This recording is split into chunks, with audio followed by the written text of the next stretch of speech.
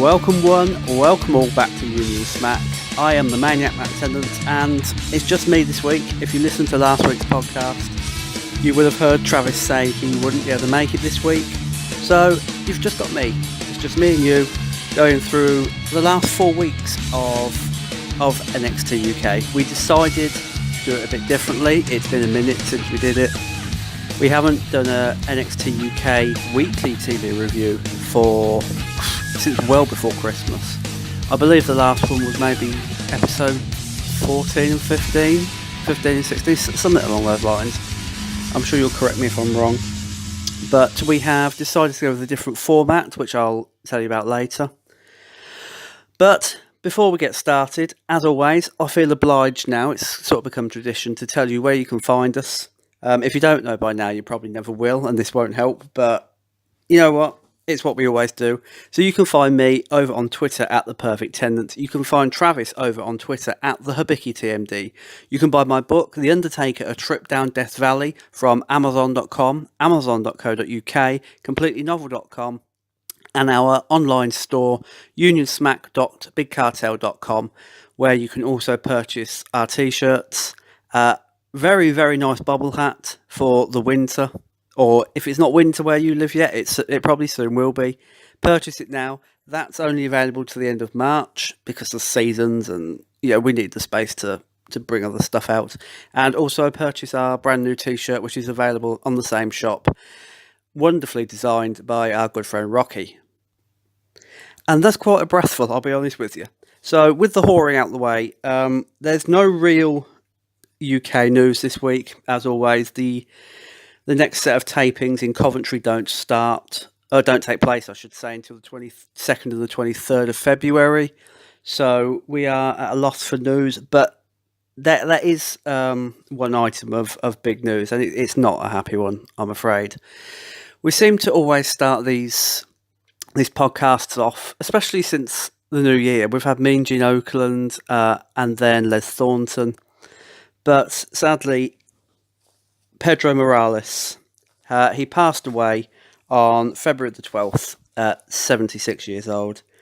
And for those who don't know Pedro Morales, he was an excellent worker. He was a great WWF champion. And I encourage you to look at him on YouTube, go to the network, find some of his matches. He deserves to be seen by a newer audience. Pedro Morales spent 1,027 days, which is just shy of 3 years as WWF champion. He reigned from February the 8th, 1971 to December the 1st, 1973, I believe I'm right in saying. Again, I'm sure you'll correct me if I'm wrong. In 1972, during that mammoth reign, he took on his best friend, Bruno Sammartino, at the first ever showdown at Shea Supercard at the Shea Stadium. That match incredibly lasted 75 minutes, and after all of that, the referees decided there was going to be no clear winner, so it was called a draw. And just imagine how pissed off you'd be if you sat through a match for 75 minutes and the referee at the end went, actually, we're done here, it's a draw, no one's going to win. Among his WWF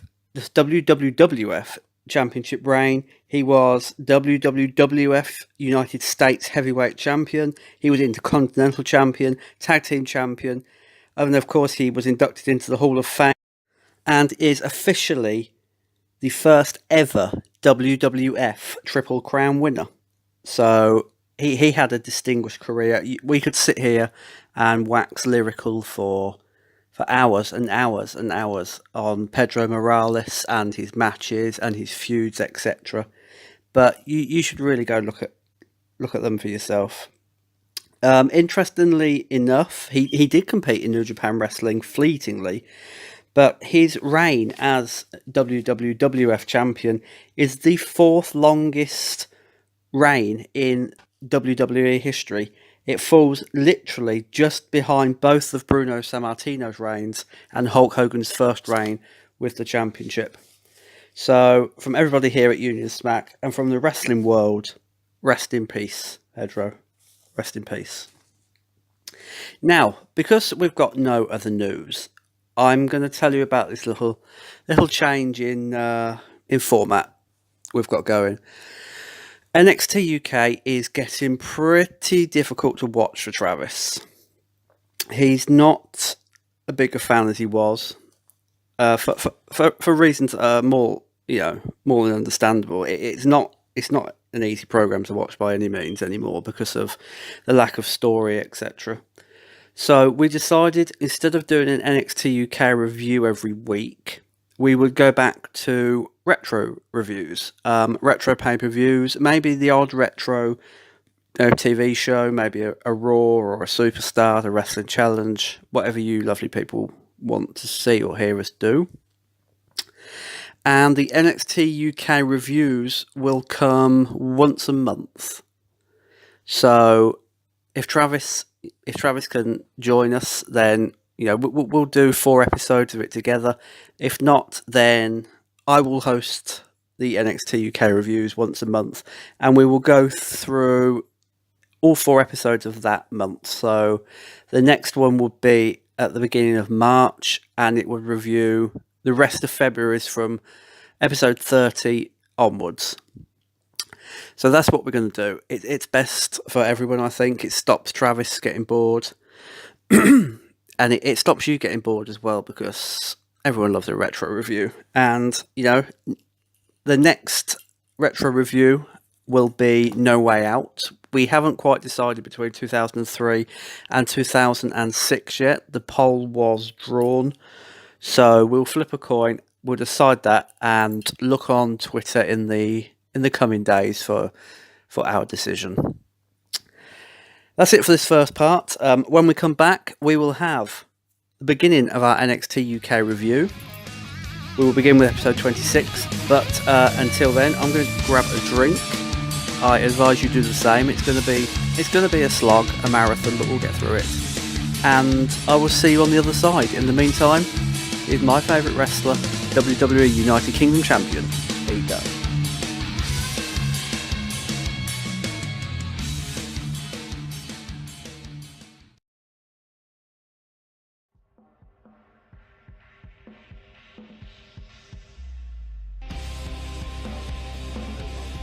I'm the Bruiserweight Pete Dunn, and you're listening to the Union Smack podcast.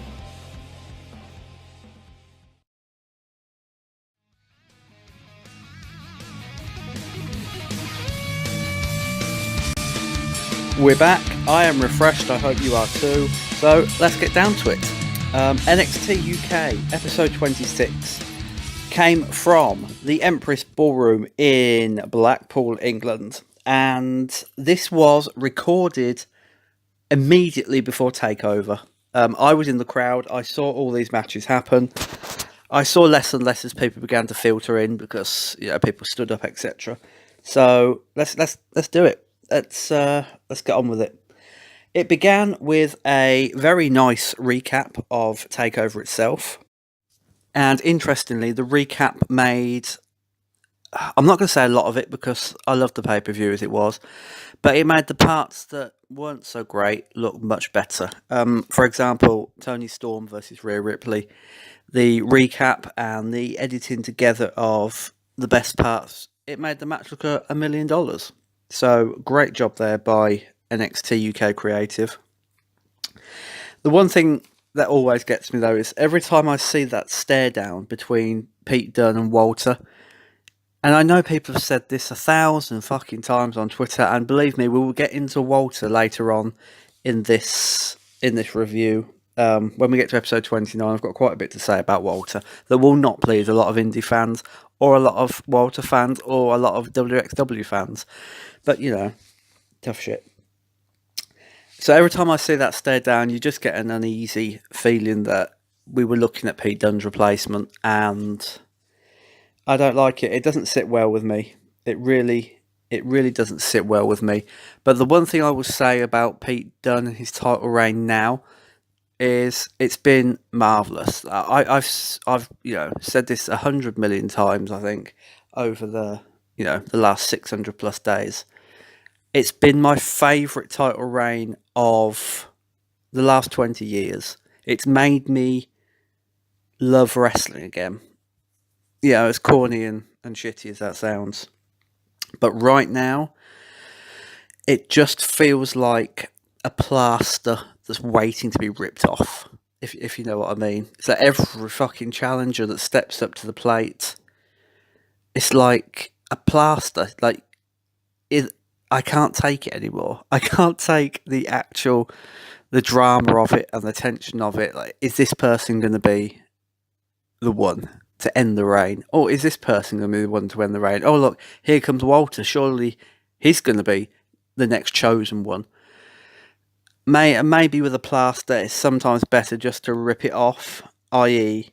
have the reign end, but then that wouldn't make me happy either. So what I'm basically trying to say is I don't actually know what I want from professional wrestling right now. I want Pete Dunne's title reign to last forever. I want him to crack Pedro Morales' over 1,000 days. I'd absolutely love him to go the distance and beat Bruno Sammartino. But with every person that steps up to the plate, and I'm not talking about your Wolfgangs, etc. I'm talking about your Walters and your Zach Gibsons. It just feels like it might be easier for fans of Pete Dunne if there wasn't that to worry about. So, now I've had a little rant about that. The show kicked off with Leggero versus Saxon Huxley. No one asked to see Saxon Huxley in Blackpool, believe me. There wasn't one person sat in the crowd saying, we really want to see the muscle cat, but we got him anyway. He looks so generic in the ring. Absolutely just uninteresting. If he's around another year, I think he's the sort of wrestler who'll just be in the same position. He's not going further. He's not going backwards. He's just there to put others over. And I know we need them on every brand and every roster. You need enhancement talent. But at the same time, you also need enhancement talent that reels you into a match, and Saxon Huxley doesn't. He just bores me. He's not as boring as some, but he just bores me. Leggero is better than how WWE/NXT UK are booking him right now. I know he's getting a couple of big wins, a couple of really good wins, in actual fact. But he's actually better than... If you've ever seen him on the indies, you'll know this. He's 100 times more than beating small talent on TV and then losing to a Joe Coffey or even a Pete Dunne in the build-up to their big match, just to get them over. So I'd like to see Leggero utilised much better. I don't think he will be. As for this match, it was decent. There's nothing to gripe about here. Leggero wins with the C4L. It was very nicely done, as was his springboard stunner. Lovely. And that's that match. There's nothing more to say about it. It was your standard television match. Leggero impressed as always. Saxon Huxley can go and take a long shower. Next up, we got LaDawn versus Ginny. Now, I've been very, very critical of LaDawn over the past 4 or 5 months since NXT UK started. Mostly about her attire. If you go back to episode 1 of the NXT UK review, 1, maybe episode 2 or 3, it's in the first 5 anyway. You'll hear me chastise her for her choice of ring wear, and the tightness of it around the crotch. Not that we're not grateful for it, but however, I have to say that hell has officially frozen over, and LaDawn is not only getting a better and better reaction every time she comes out, and a better reaction than she ever has before, but she's actually starting to grow on me. I didn't rate her as a talent before. She still needs a hell of a lot of work, but I do think she's getting there, and for that I have to commend her.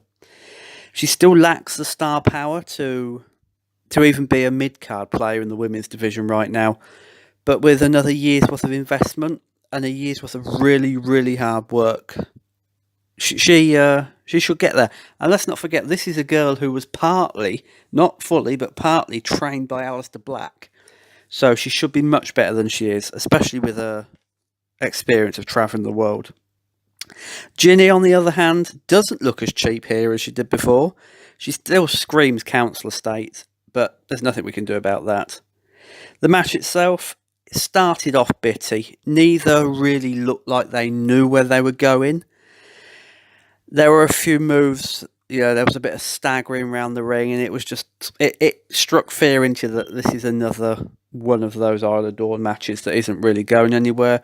I was glad to be wrong here, because it turned into actually something very, very watchable, and something I could go on and watch again. In actual fact, I would like to see this roll out into a bigger feud, and I would like to see Ginny versus Isle of Dawn at maybe the next takeover, or the takeover after that, with 10 more minutes added on to what they got here, because actually it was very, very good and very, very watchable. There was a nice Hurricane Rana by Ginny. It didn't need the abdominal stretch in the middle. That slowed it down horrifically. I would have preferred it without any rest moves. I know almost every match in the world today has rest moves. Even probably in Lucha Underground, which I don't get over here, so I don't watch it. I'd have just liked to see a nice, constant pace. That was sadly killed off by the abdominal stretch. I did notice halfway through this that Isle of Dawn looked like she'd had 15 bottles of wine by the end. It's like her lipstick was smeared everywhere. She looked like she'd been out on the piss. Smacked off her tits on the old vino. But what can you do? The gory stretch and the sit-down surfboard all looked amazing here. Ginny really put forth an effort to get herself up that ladder. And we've seen Toni Storm versus Ginny in Progress for the Women's Championship. I'd like to see them given 20 minutes for the NXT UK Women's Championship, because I don't think Ginny has been given enough time to show what she's made of. So that would be amazing. Whether we're going to get it or not is another matter. And after a valiant effort, Isle of Dawn lost. Ginny wins with a second rope X Factor, which looked amazing, as it did, I think, the following week or the week after. I would say go out your way to watch this match.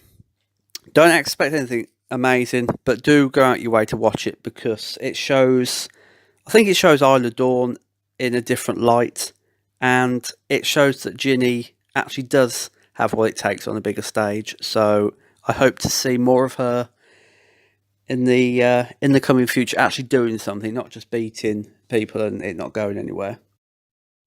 The main event saw Flash Morgan Webster and Mark Andrews take on Fabian Eichner and Marcel Barthel, who I have seen christened the European Union. I don't recall, as of the beginning of February, that being made official anywhere on NXT UK television, or even on their Twitter accounts. I'd have to go back and recheck again, but I'm pretty sure no one's made it official. If that is their team name, then great, love it. This match stemmed from weeks worth of harassment. Eichner had been giving both Mark Andrews and Flash Morgan Webster. It was a very good little story. I enjoyed it very much. And this was the culmination of it, the payoff. Barthel screams star to me. Absolute star. You could take him out of that tag team with Eichner. I hope they don't. I hope they keep them together for a while, because there's a very, very strong connection there. But you could easily just pluck him out, with a click of your fingers, drop him into a title match against Pete Dunne, and he wouldn't look out of place. That is how good Fabian Eichner looks and wrestles and carries himself. Very, very pleased with him. Flash Morgan Webster always looks great for me. I don't think he's going anywhere. I don't think WWE have any plans for him right now. But, if they do in the future, then this kid's got the skills to actually get out there and make something of himself. Barthel and Eichner, they work like a dream together. Love this pairing, like I said. There was a stunning rolling bulldog by Mark Andrews. That was absolutely amazing. Hurricane Rana from the suplex by Andrews was also great.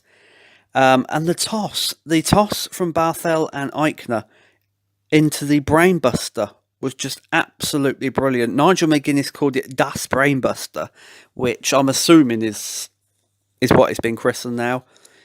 But wonderful. They do it in their match against Mustache Mountain as well in episodes to come. And it's always impressive. The aim and the agility of Eichner to catch them in midair in a suplex stance it's somewhat breathtaking.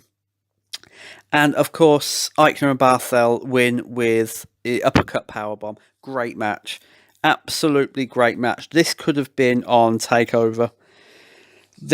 I'm not going to say it was as good as Mustache Mountain versus the Grizzled Young Veterans. I'm saying it was almost as good.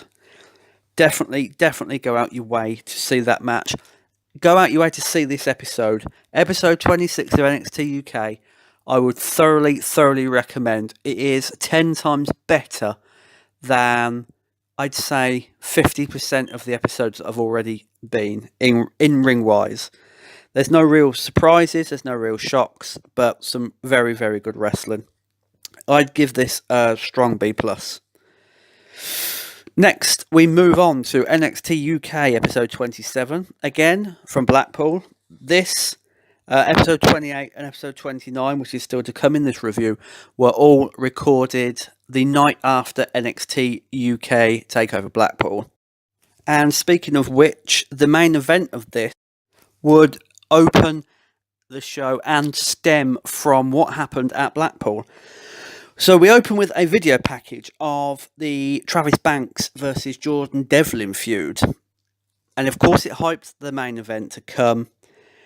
This was, of course, you'll remember, meant to take place at NXT TakeOver Blackpool, but we were given a video package on the night of Travis Banks being attacked by Jordan Devlin earlier in the day, his knee being injured as he was thrown into a wall. Many speculated that he was withdrawn from the match because he was actually carrying a knee injury. That turned out to be false. He wouldn't have been able to compete 24 hours later if the knee injury existed or was even that bad. He was replaced by Finn Balor. It was a good decision to get eyes on the brand. But at least we got the Banks versus Devlin main event, which, fingers crossed, is actually leading into a proper feud-ending bout at the next TakeOver, whatever that may be. Speaking of which, I am expecting an announcement on that in Coventry on the 22nd or 23rd of February. NXT UK episode 27 opened up properly with the Bruiserweight himself, Pete Dunn. He came out to a rousing ovation, absolutely wonderful. And now, 2 years after we first saw him on a main WWE stage, he looks different, but somehow still the same. He carries himself like a star. He dresses like a star. He's just a joy to behold. He grabs the mic. He says the usual stuff you'd expect him to say. They made history at TakeOver, and that the brand has changed, but one thing remains the same. He is still champion, of course. Joe Coffey comes out to "You Tapped Out" chants, which we've come to expect by now. He says it's still his kingdom, and it'll be his title after the war has finished. And if anyone has a problem, they can wait at the back of the line. Cue Volta, of course. Volta comes out to another rousing ovation and chants of Volta, or Volta, whatever you prefer to call him. Joe Coffey walks away, but then Gallus attack, and Dunn and Volta fight them off. And the segment ends with a nice little stare down between Dunn and Volta, and that is obviously going to be the main event of our next TakeOver special, whenever that is. I thought it was slightly small-minded of WWE to book Joe Coffey like this. Him and Gallus, I know they're the heels, etc., but they are also great talents. Joe Coffey is one of the standout stars of NXT UK. And I'll say it again later on, but it feels like he's been replaced by Volta. He tapped out to Pete Dunne. He basically gave up the United Kingdom Championship willingly. So to have him come out and say it's still his kingdom, he needs a new line and he needs a new shtick. Next up, we were shown Sid Scala, who made an announcement that NXT UK will be taped at the Worlds Collide tournament, or I should say, as we're in February now, was taped at the Worlds Collide tournament. The next 3 weeks will be from Phoenix, which should be interesting in front of that almost dead crowd, who I swear to God did not know one of the NXT UK stars at Worlds Collide. If you listened to last week's review of it, Bate got the biggest reaction of the lot. Travis Banks got nothing. Jordan Devlin got very little. And Jordan Devlin and Zach Gibson, they got a few smatterings, but they may as well not have been there, for all the audience cared. Scala congratulates the Grizzled Young Veterans on becoming the inaugural NXT UK Tag Team Champions. And that's it. That was the end of the segment. It would pick up on episode 28, so we will get to that in a little bit. Next up, saw Nina Samuels versus Lana Austin. Lana Austin, of course, has been around in Progress for a while, very popular. It was made mention that she was a mother of 3, which is refreshing because you don't hear that about many men or women in WWE right now. They prefer to keep their private lives hidden unless it's on some pointless reality show like Total Divas or Total Bellas. The match was clunky to begin with. There was a very long drought in the middle of rest holds. It really wasn't very interesting at all. Samuels wins with the prima donna, and it was a whole lot of nothing, really. The first match of the night after a semi-long Pete Dunne Walter segment, a video package, and Sid Scala and the Grizzled Young Veterans should have been much better than this. It just wasn't. Disappointed on every level. Speaking of disappointing on every level, next up was Eddie Dennis versus Jamie Ahmed. I like Eddie Dennis. I've got nothing against him or his ring gear, Travis, if you're listening. Jamie Ahmed, I mean, what do you want to do with him? It was a basic squash match. It goes on way too long. We didn't need the neck crank in the middle. This should have just been a powerful squash to get Eddie Dennis back on track after losing to Dave Mastiff at TakeOver. The licks that Jamie Ahmed got in just did not make sense at all. I know they're hoping he's going to be a mid-card player, but there's no interest in him whatsoever. Dennis should have won this in 2 minutes. There was a spot in the match that could have gone tragically wrong. The suplex from the middle rope by Eddie Dennis, the superplex I should say, wobbly legged as fuck. He might as well have been made of jelly. That could have gone horribly wrong. He was inches away from dropping Jamie Ahmed on his neck. I know he was trying to sell the effects of the night before, but honestly, if that was legitimately how he felt, you shouldn't have booked him, especially after that. You should have given him a few weeks off and we shouldn't have seen him again till Coventry, because just terrible. Absolutely terrible. Dennis wins with the next stop driver, and what can I say? A mid-card, long squash match. Thankfully, the main event of episode 27 saved it all. I'm of course talking about Jordan Devlin versus Travis Banks.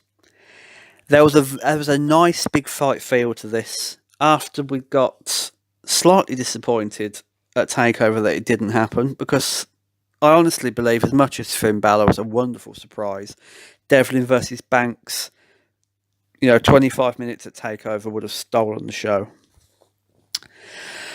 Nice fast start, gives it a really, really important feel. There was a great second rope backbreaker by Jordan Devlin, or backstabber I should say. Both men looked like stars from beginning to end of this. And this began as Seth Rollins versus Dean Ambrose at TLC in December should have. Just a brawl. An absolute brawl. Spanish Fly from the apron to the floor looked great. I believe at one point Nigel McGuinness came out with the line "Holy Chip" or something.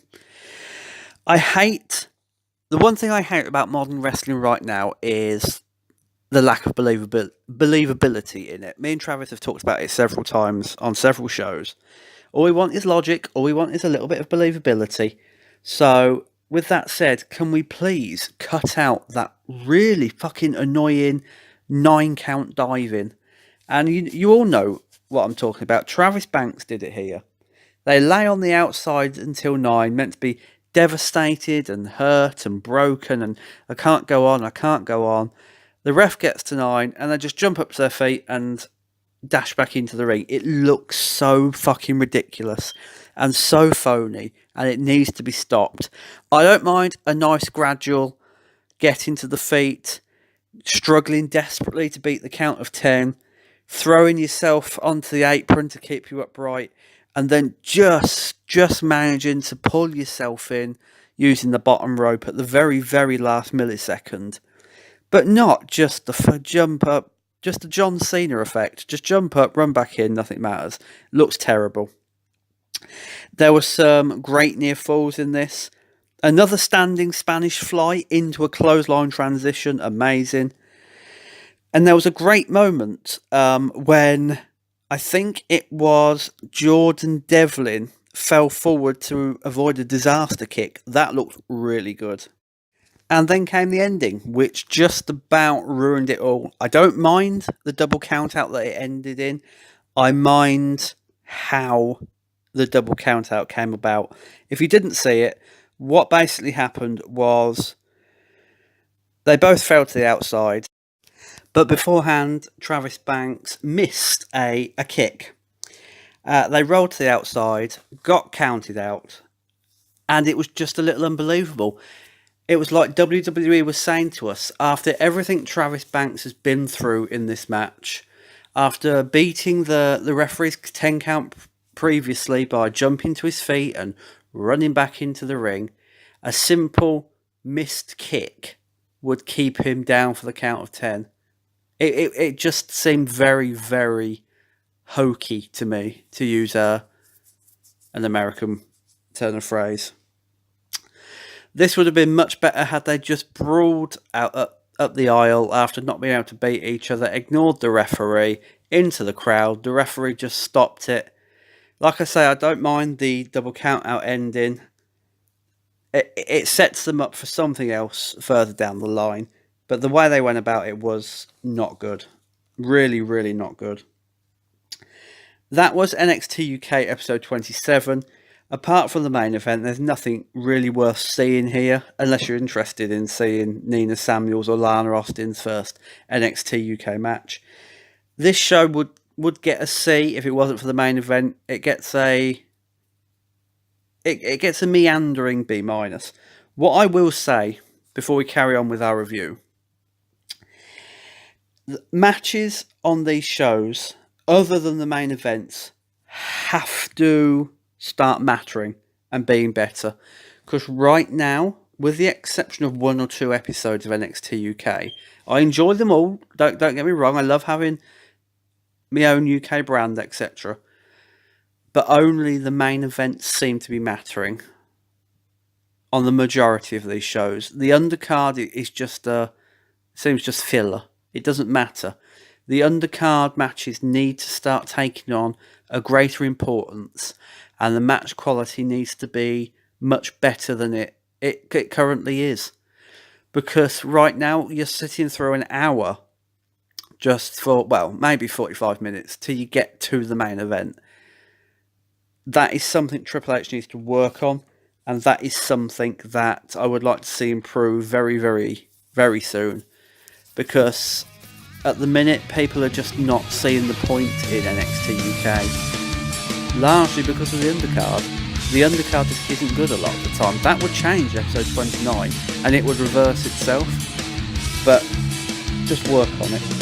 Because, honestly, it's a long slog to get to a payoff that would be a much better reward had we had a stunning undercard also. I am going to take another break.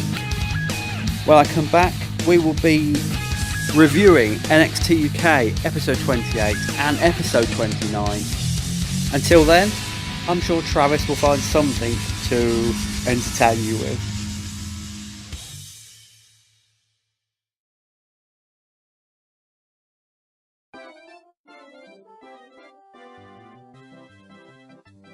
Hibiki TMD on YouTube, retro gaming, pro wrestling, podcast, never drew a dime, Hibiki honors, Hibiki quickie, everything in between. Hit that subscribe. Follow me on Twitter at the Hibiki TMD. And hey, watch out for pedestrians, pal. You on the bike, slow down. Subscribe.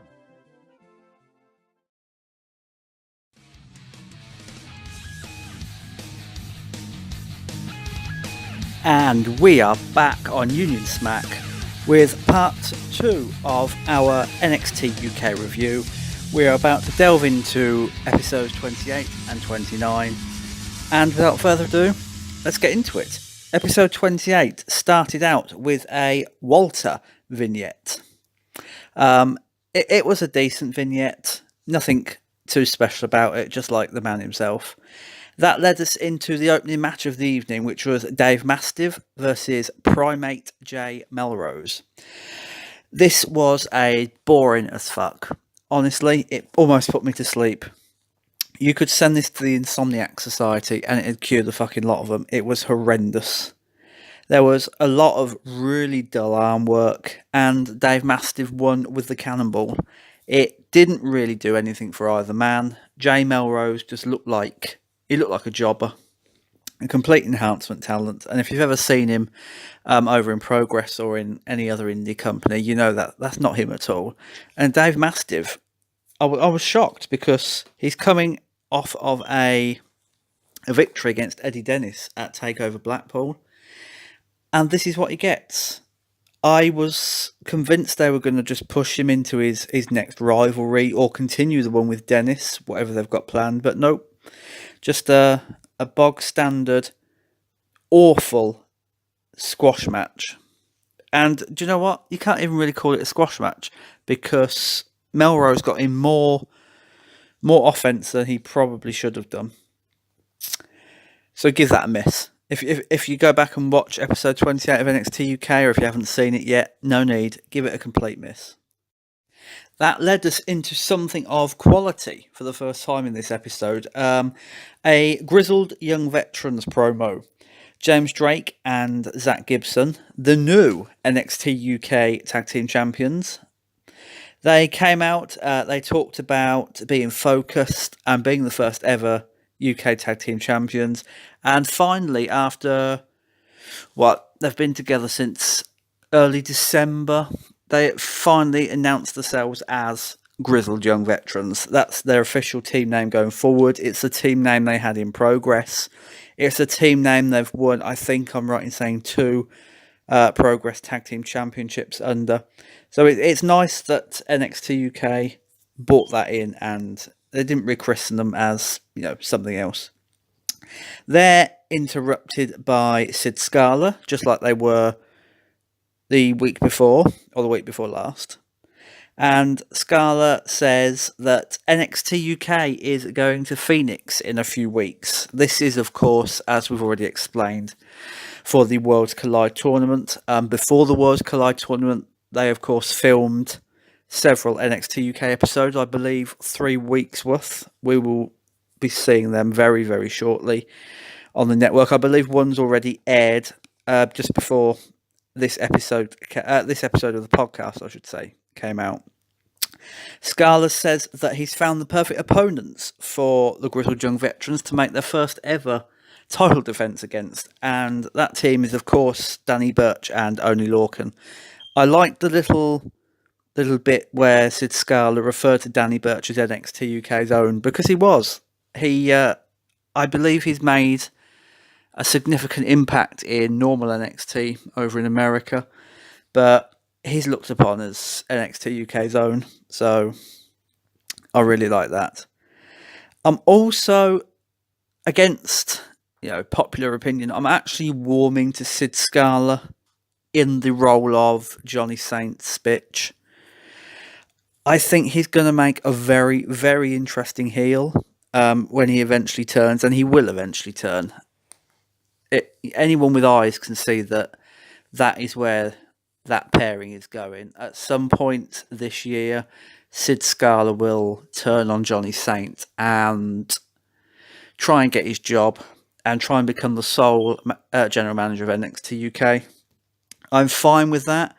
I'm not sure whether they'd go as far as to book Sid Scala versus Johnny Saint at a takeover or on TV for complete control of the brand. Let's not forget Johnny Saint is in his 70s now, though he can still wrestle if needed. It would be interesting to see Sid Scala versus Johnny Saint, especially as Scala has been used as enhancement talent in his fledgling NXT UK in-ring career.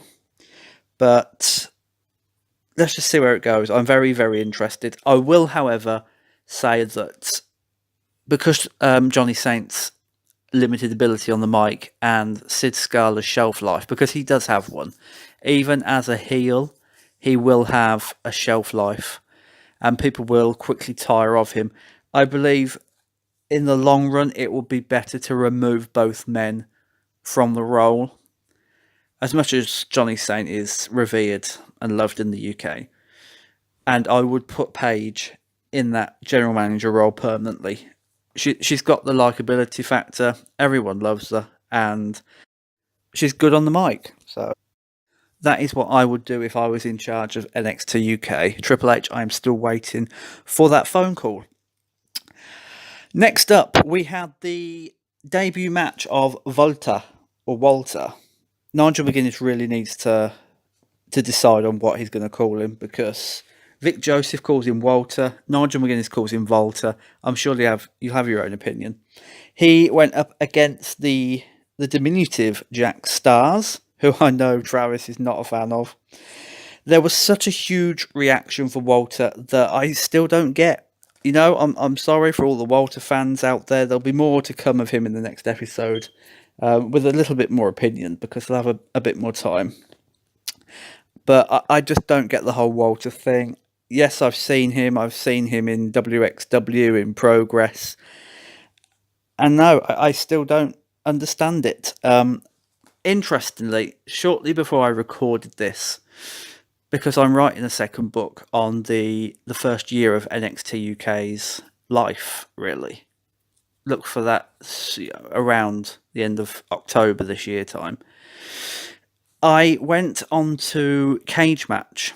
I think it's cagematch.net, and it's a wonderful website if you've never been on it. If you're doing a book about wrestling and you need dates of matches, then that is the one and only place to go, especially for me, because it's so reliable. Anyway, you type a wrestler into the search bar and it comes up with their homepage and their rating that fans have voted on. And Walter seems to have a 9.75 rating out of 10, which for me is completely over the top. It's completely unwarranted. And I don't know who's voting on these things or what these people are actually watching. But he's done nothing for me to warrant that. As I said, we'll get into him again a little bit later on. As far as Walter replacing Pete Dunne, if this is the plan, which everyone seems to think it is, it's the way it looks right now, then he has to be an unstoppable heel. Walter, I don't believe, can replace Pete Dunne on top of the NXT UK mountain if he's just this loved, supported babyface, sorry. That's not going to work at all. Match-wise, there wasn't that much here. It was a decent debut match. The slaps, the knife-edge chops from Walter were a killer. You could feel them through the television. You could hear them echo out throughout the Empress Ballroom.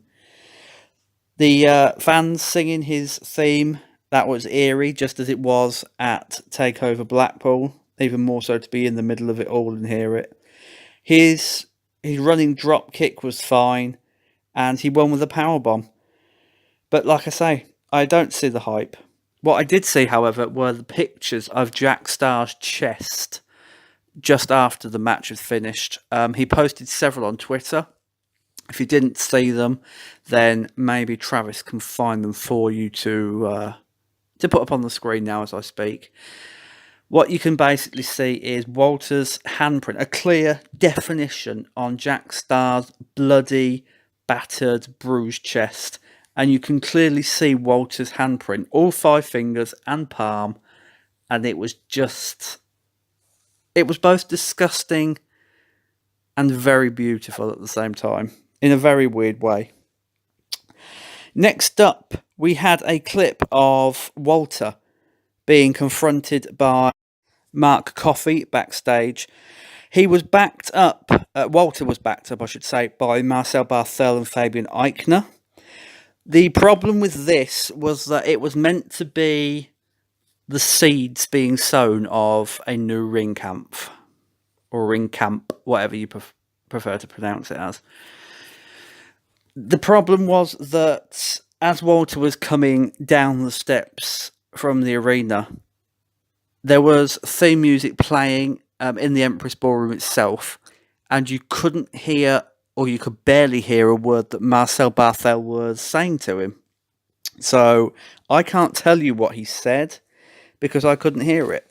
WWE would have been wise to either wait to record this until Walter was in the car park, or just take them somewhere else other than directly behind the Titantron, because you couldn't hear a bloody thing.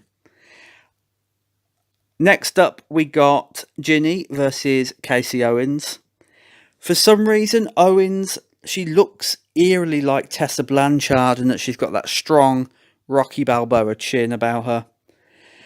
Ginny was back in her best skanky gear for this. And I think we're yet to see the real Ginny. I'm sure I've said it before on these reviews, but she's so much more than how WWE/NXT UK are booking her. She needs a real gritty feud to get her teeth into, and I hope, fingers crossed, that once Rhea Ripley is done with Toni Storm, then Ginny will be the next serious challenger to Toni Storm's NXT UK Women's Championship. There was some okay stuff here, I'm not going to lie. It wasn't all terrible. Good transitions, and Ginny wins with what she calls the makeover. I'm not sold on the Casey Owens character if they're going to keep her around. Like I say, she's a cross between Tessa Blanchard and Nikki Cross personality-wise. It was fine for one match. Long term, I don't think it's going to translate well. We are shown a vignette next of Rhea Ripley marching into the office of Johnny Saint and Sid Scala. She says that she's the best of both brands. You can't argue there much. I mean, there are stars on NXT who are up there, but I think also that Rhea Ripley is up there with them. And she wants a rematch in Phoenix. After a little deliberation, it's granted. So we will see that in a few weeks' time. Toni Storm versus Rhea Ripley for the NXT UK Women's Championship. And I know the result because I always look at the spoilers, but I do hope it's slightly better than their takeover effort. Their takeover effort wasn't bad. It just should have been a lot better than it was. Main event time. And the main event of episode 28 was Mustache Mountain versus Marcel, Barthel and Fabian Eichner. Very, very good match. But then any match featuring Mustache Mountain and what NXT UK seems to be calling the European Connection is very good. Barthel and Eichner's match against Andrews and Flash Morgan Webster was very good. Their match against Kenny Williams and Amir Jordan a few weeks ago was very good. Mustache Mountain, I don't believe, have had a bad or even mediocre tag team match since I've been in NXT UK. This does make you wonder, though, how long it will be before Tyler Bate outgrows Trent Seven. We mentioned it on last week's podcast when we were talking about the Worlds Collide tournament. And Tyler Bate is advancing at a rapid speed. I know he was the first ever UK champion, but now they've joined Mustache Mountain back up together because they had nothing for Tyler Bate in singles action, and they needed that anchor in the tag team division. The divide between Bate and Seven is getting very, very noticeable. As noticeable, I would say, as the divide between British Strong Style and the rest of the roster. Mustache Mountain at some point will either implode, and after so many losses, or even the loss of the NXT UK Tag Team Championships, which I believe they will get their hands on before they split, Trent Seven will probably turn on Tyler Bate. WWE don't want to take the risk of ruining Tyler Bate right now. He's good as a babyface. He's a good heel, but he's good as a babyface. And I think if Trent Seven is going to get anywhere on this roster in singles action, then it's probably going to be as a heel. They've tried it as a face, and he's upper mid-card, just tucked under the main event. I would like to see Tyler Bate versus Trent Seven as a takeover match before they move Tyler Bate onwards and upwards, presumably to proper NXT. But we'll have to see where that goes. I'm all for the split.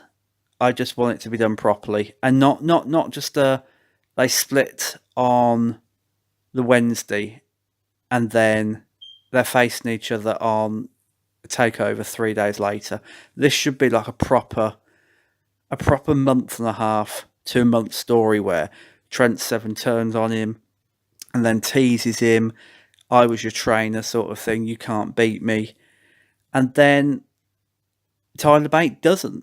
I would like to see for once Tyler Bate not win if it's going to be his last match in NXT UK or his last feud, because that would give Trent Seven a massive push. But I've spent too long talking about what I would do in the future. I will just say, however, that Volta isn't the only option for the next NXT UK champion. I would be in favour of seeing Tyler Bate take it back. I know people will probably come at me for that and say, oh, but you can't just swap titles back and forth between Pete Dunne and Tyler Bate.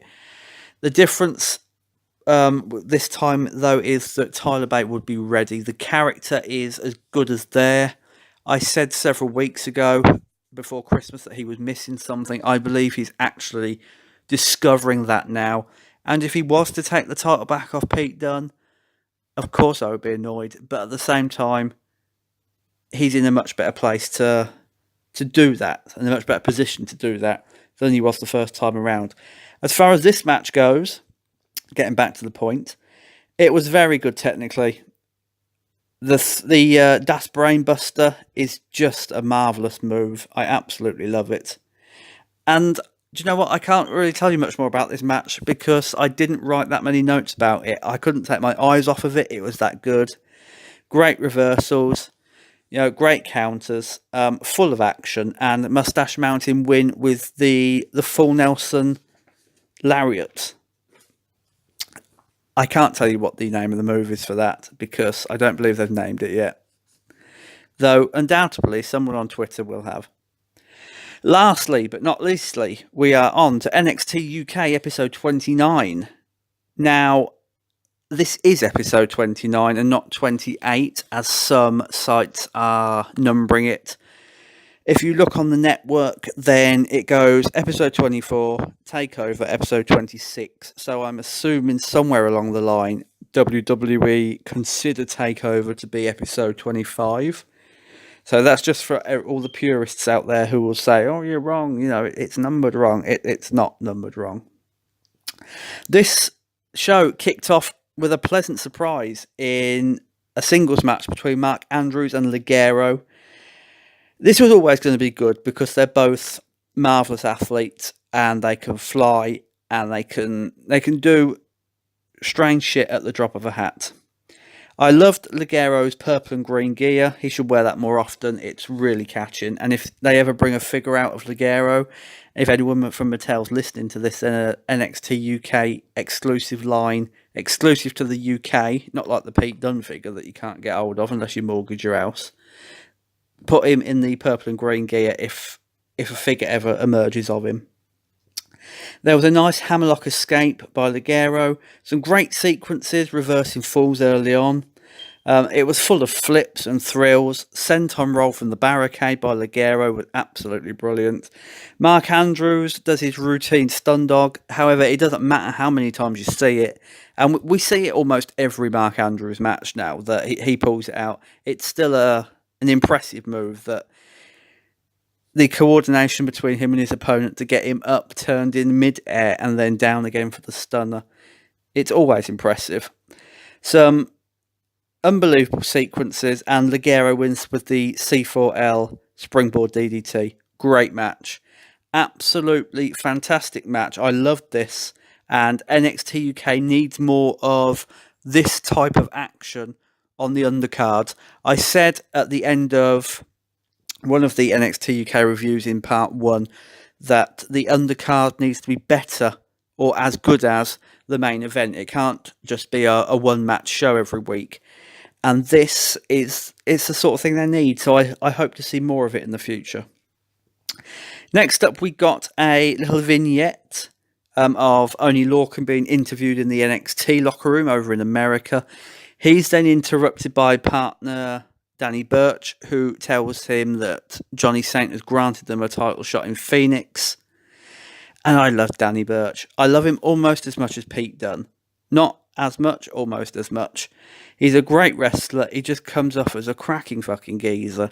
And he's someone I hope to see lift the NXT UK Championship down the line. Because, as I've said, I think it was in episode, 3, 4, 5, when he fought Pete Dunne for the United Kingdom Championship in Cambridge. So we're going back away now. If he ever got the title at any point in his career, I think that would be the pinnacle of his wrestling career. We've heard about the 15 years on the Indies. For those who don't know, he competed as Martin Stone on the independent circuit, a huge name over here. I think it would just be the Daniel Bryan moment. This man who's travelled the world, his own country, competed for a shit ton of promotions, and he finally lifts the biggest title he's ever likely to compete for. Let's be honest. They're not going to give him the NXT Championship or the Intercontinental Championship or any other fucking championship if he ever gets to the main roster. So it would be a wonderful moment and an excellent cap on a career if he was to get that. And I'd love to see it. Next up, we got Radzi, and we were having such a good day, and then Radzi pops up. We got Radzi catching up with Pete Dunne in what looked like a car park. Let's be honest, it wasn't. It was where they transport all the ring gear through. He asks Dunn about Volta. Dunn says he saw Volta and was very impressed, and he's sure they'll meet down the line, and Volta will find out why Pete Dunne has been champion for 600 plus days, and that he doesn't fear anyone. It was a good promo.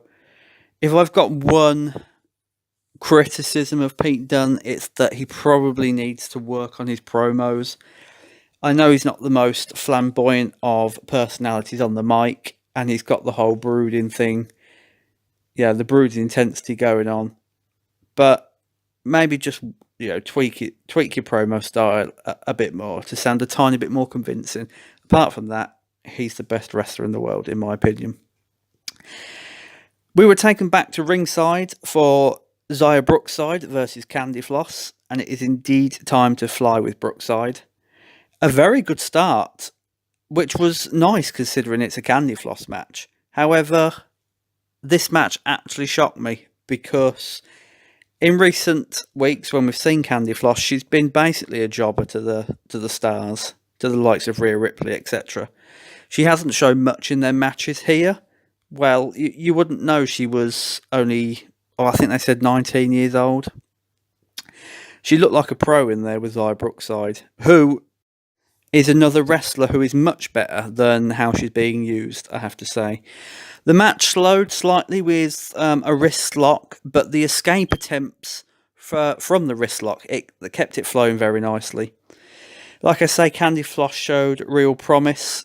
Zaya won with the Brooksy Bomb, which was very well received. They said this was her first victory on NXT UK television. It's not. She teamed with Millie McKenzie weeks and weeks and months ago to beat Killer Kelly and Charlie Morgan, I think I'm right in saying. But it's her first singles victory on NXT UK, if you don't count a dark match victory she had very, very early on. After the match, Rhea Ripley attacks both women. She locks Zaya in the reverse cloverleaf and just spins her like she's nothing. Toni Storm makes the save, but Rhea Ripley cleverly pulls Zaya in front of a Toni Storm headbutt and then hits her with a bicycle kick and a riptide to set up their women's championship coming up in just a few weeks in Phoenix. Match-wise, it was very good. I enjoyed this almost as much as I enjoyed Leggero versus Mark Andrews at the top of the show. I would like to see them use Zaya Brookside, use her better. I'm not quite sure she's ready for the title picture, but she showed much promise here, as did Candy Floss. So let's build on that and not let them go backwards. Next up, we get a video from Jordan Devlin. It seems to be handheld on his phone, and he says that in Phoenix he'll make an example of Noam Dar. I've seen the results for this match, and let's just say it's a booking error, but we'll get to that next time. The next match is Wild Boar versus The Boar, Joseph Connors. And as soon as Vic Joseph said that Joseph Connors was to compete later in the night, this was as the show kicked off, my soul just died. I have no will or want or reason to watch a Joseph Connors match ever. I watched them to review them. However, I might as well not, because they're all the same.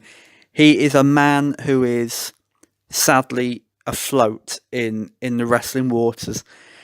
And he's just keeping his head above the surface somehow. I don't know how. He's got no interesting character. He's not interested in the ring. He is just one big fucking bore. And I don't wish him to lose a job, but WWE could really do with cutting him and bringing in someone else. Match-wise, Hitchman is much better than this. We've seen it. We've heard it in recent weeks, in other NXT UK reviews, 10 times better than this. It's kept watchable by Hitchman, but the Joseph Connors moments, they're mostly dull. There's a great frog splash from the apron by Wild Boar. It feels like they're building Joseph Connors for something with this new character of his. We've seen him in previous weeks sitting in darkened bits of the arena backstage, talking about how he'll play with all the new little toys, etc. I just can't think what they could be building him for. He's a terminally dull wrestler. And you try and push him into a mid-card feud with someone, it's not going to fly. It's just not. I would not pay to see this man. And I can't think of anyone who would, apart from his mum, possibly. We're shown Gallus backstage talking about what's to come, and Joe Coffey mentions he's got a match against Ashton Smith later in the night. Wolfgang has a United Kingdom Championship shot against Pete Dunn next week in Phoenix, and in the main event, Mark Coffey will face Volta. And you can't help but think, after this is finished, that Joe's got the worst of this. He's got Ashton Smith, a man who has improved greatly, don't get me wrong, but who means nothing to the NXT brand right now. Wolfgang's got a championship shot against Pete Dunn. Mark Coffey's got a match against Volta, which, while I don't like him, is considered by wrestling fans, to be a huge spot. It should have been the other way around. It probably should have been Wolfgang versus Ashton Smith and Joe Coffey getting a rematch against Pete Dunn, because he's not going to get another one at TakeOver or anytime soon. And it was sort of sad to watch this, because it highlighted, if anything, then it highlighted how fast Gallus have fallen. They've gone from being the top heel team in NXT UK, and they've fast become a mid-card act. It's a massive fall from grace. As soon as Volta stepped out at TakeOver Blackpool, Gallus and Joe Coffey just dropped significantly down the card, like a fucking stone through water. I don't know what's coming for them. I'm assuming the Coffey brothers will drop into the NXT UK Tag Team division at some point. But they need something, and they need something fast. We got a Ginny interview next because, the hour wasn't long enough. We needed more interviews. She tells Radzi that he needs a better wardrobe because of his face. She then congratulates Tony Storm, but says she's sick of Tony time and that Tony always stops her from getting to the top. It's not completely true for people who watch Progress. For people who don't, she did beat Tony Storm for the Progress Women's Championship. So a little factual, a little bit of research would have made this a much more convincing promo. But, there are still hints of WWE in this product. Joe Coffey versus Ashton Smith was next, and by this point in the evening, we were maybe 12 matches. Now, let's not forget that what you saw from episode 27 to episode 29, maybe 11 matches, plus all the interviews, was recorded in one night. Not over two like it usually is. It was recorded in one night, the night after TakeOver. And you could tell, when the bell rang for this match, the fans were jaded, they were tired. They'd sat through, 11, 12 matches, and they were done. They were done, and they could have done without this. And the episode could have done without this match. I have no idea what NXT UK booking committee was thinking putting Joe Coffey in this match, 24 hours removed from his exhausting battle against Pete Dunne at TakeOver Blackpool. This, like I said, this should have been Wolfgang, because as the match wore on, you could tell that Joe Coffey's battle with Pete Dunne the night before was taking its toll. He looked tired, he looked sore, he looked like he wanted to be anywhere else but here. He put a brave face on it, he played the character up to perfection, but there were telltale signs, and it was a bad booking decision, in my opinion. The match was pointless in the grand scheme of things. It achieved nothing. It made Joe Coffey look stronger after his loss to Dunn, but what's that going to do? I would have let him have a month off, bring him back with something else to focus on in Coventry, now that Walt has taken his place, because he's directionless. Absolutely directionless, as are Gallus. They've got no feud. They've got no rivals. They've got no direction, and even they don't know where they're going. Coffey isn't getting a shot at the title again. Mark Coffey's got nothing to fight for. Wolfgang's got nothing to fight for. The only way I can see Gallus being important again is if they either introduce a mid-card championship, or, like I said before, they put the Coffey brothers together to vie for the tag team championships. Match itself, standard, nothing special. Ashton Smith is a jobber, or as good as for most of it, and Joe Coffey wins with his discus lariat. It just prolonged an already long show. And talking of prolonging an already long show, the main event of this was Mark Coffey versus Volta. The only thing I liked about this match, and I'm not shitting all over it just because it's Volta, was the segue of Joe Coffey leaving and Mark Coffey coming out in one simultaneous move and simultaneous theme tune. There was another huge reaction from Volta here, but, I'm going to say something now that people are going to come at me for, so before I say it, log into your Twitters, get your fingers of fury hovering over the keyboards, because for me, and for Travis as well, Volta is boring. Not just boring, He is absolutely limited in the ring. Chops, power bombs, the odd high-risk move. We saw it here where he stood on Mark Coffey on the second rope. And if you're going to sacrifice a historic and beloved title reign for slaps, knife-edge chops, and power bombs, then you need your fucking head testing. If you don't like it, that's tough, I'm afraid. That is my opinion of Walter. And I'm not just basing it off of what I've seen in NXT UK so far. I'm basing it off of everything I've seen of Walter over the last few years. I do not rate him. I don't believe he deserves the praise he gets. I think he is massively, massively overrated. That title should go to someone it can help elevate. And I don't see what it can do for Walter or what Walter can do for the title. You know, the WWE Universal, the WWE United Kingdom Championship picture, it's special now. Pete Dunne has made it special. The title is one of the most valuable and prestigious pieces of gold in all of WWE. And I'm counting NXT UK, NXT 205 Live, Raw and SmackDown in that. It's a damn sight more fucking prestigious than the Universal Championship is, that's for sure.